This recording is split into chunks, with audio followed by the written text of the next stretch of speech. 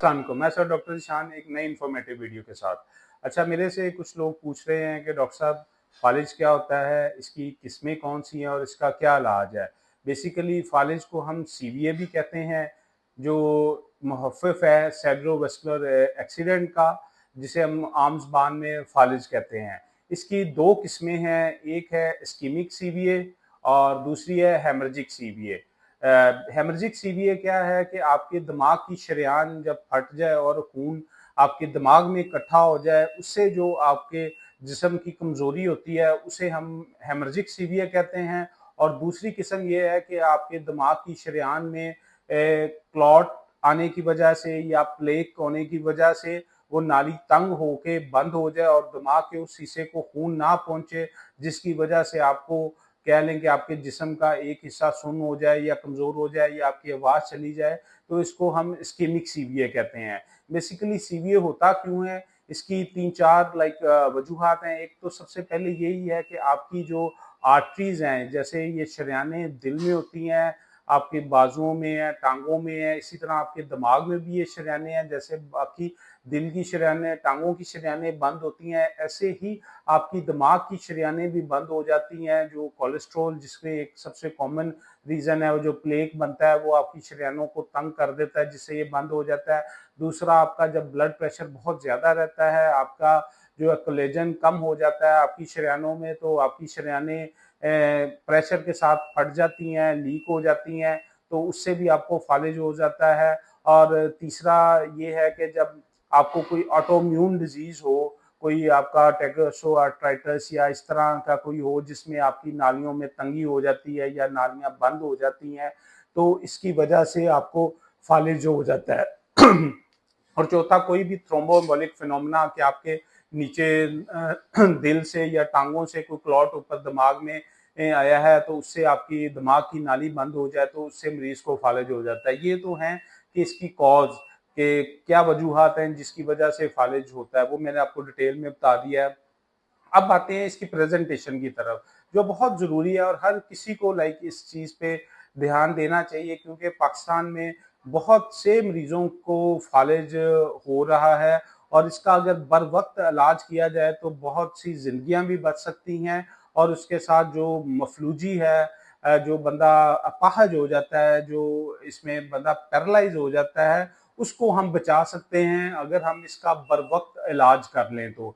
Basically फालिज मैंने आपको बताया है, सीवीए खून की बंदिश होने के साथ दिमाग की जो एक हिस्सा है जिसको खून नहीं पहुंचता, वो काम करना छोड़ जाता है। तो उसकी प्रेजेंटेशन क्या होता है कि मरीज को बेहोशी होगी, जिसे हम अल्टर स्टेट ऑफ कॉन्शियसनेस कहते हैं।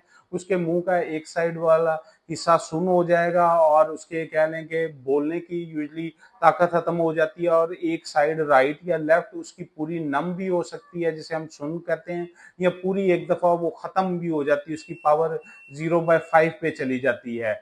तो ये बेसिकली प्रेजेंटेशन है। अगर कोई बंदा आपको कहता है कि मेरे अचानक आंखों के आगे अंधेरा आ गया है, या मुझे पता नहीं चला, या बेहोश हो गया है, या उसका मुंह टेढ़ा होना शुरू हो गया है, तो आप फौरन मरीज ऐसे बंदे को हॉस्पिटल लेके जाएं और उसका सीटी स्कैन होना चाहिए उसी टाइम।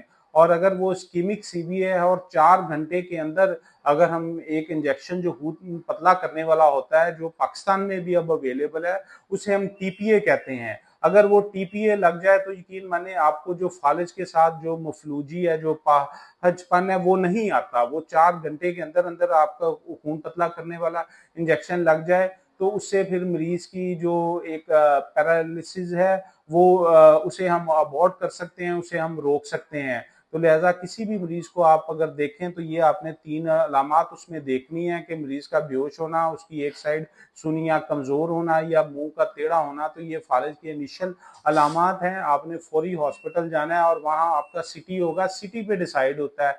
अगर आपको वहाँ पे शरेयान फटी होगी तो वो भी नजर आ जाता है, तो उसकी ट्रीटमेंट डिफरेंट है। उसमें फिर हम जो दिमाग में प्रेशर है वो कम करते हैं, उसमें डिफरेंट मेडिकेशंस हैं, मैनिटोल्स वगैरह दे के, और उसका फिर एमआरआई करवा के हम देखते हैं कि नाली में कहाँ से ब्रेकेज हुई है या नाली फटी है। तो उसको हम यूजली कोयल से भी बंद कर सकते हैं, या उसमें हम स्टेंट वगैरह भी डाल सकते हैं। ये चीज़ें हम उसमें हेमरेजिक सीवीए में देखते हैं। लेकिन मोस्टली जो हेमरेजिक सीवीए है वो हम लाइक उसको कंजर्वेटिव ही मैनेज करते हैं।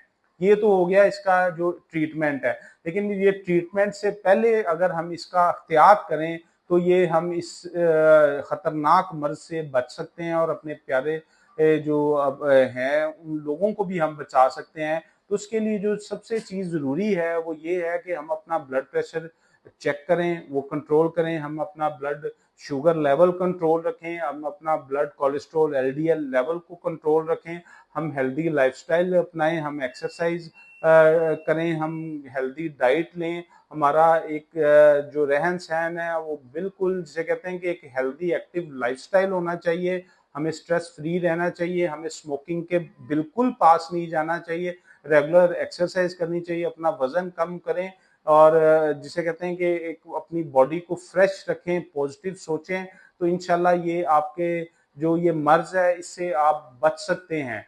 मुझे उम्मीद है कि आपको ये मेरी वीडियो पसंद आई होगी। ऐसी मजीद इन्फॉर्मेटिव वीडियोस के लिए मेरा चैनल सब्सक्राइब भी करें, शेयर भी करें और ये वीडियो भी लाजमी शेयर करें। बहुत शुक्रिया।